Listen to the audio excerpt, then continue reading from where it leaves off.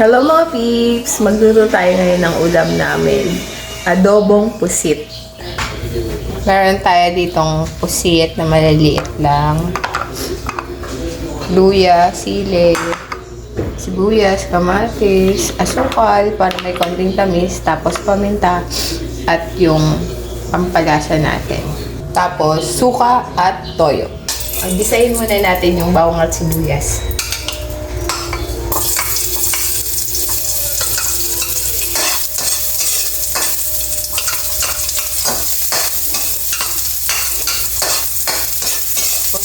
Tapos yung luya.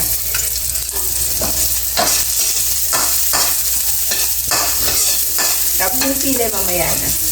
Pag medyo luto na yung pusit. Tapos lagyan na natin ang ating sisig.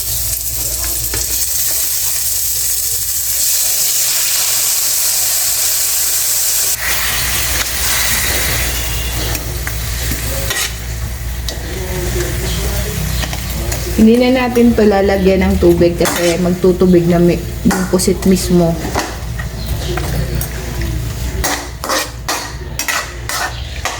Lagyan na natin ng toyo.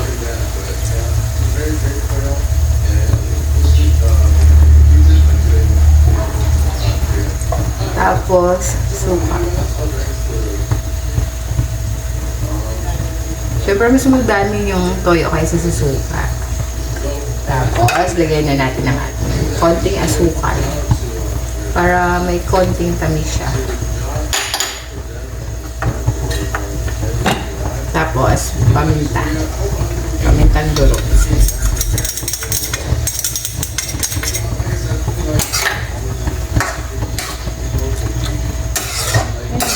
Ilagay na natin ang ating sili.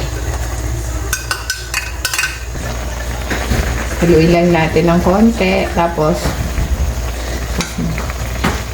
takpan muna natin. Tikman na natin kung okay na ang lasa niya.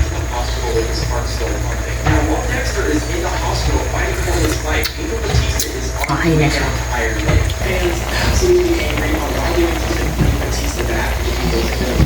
Okay na, luto na to.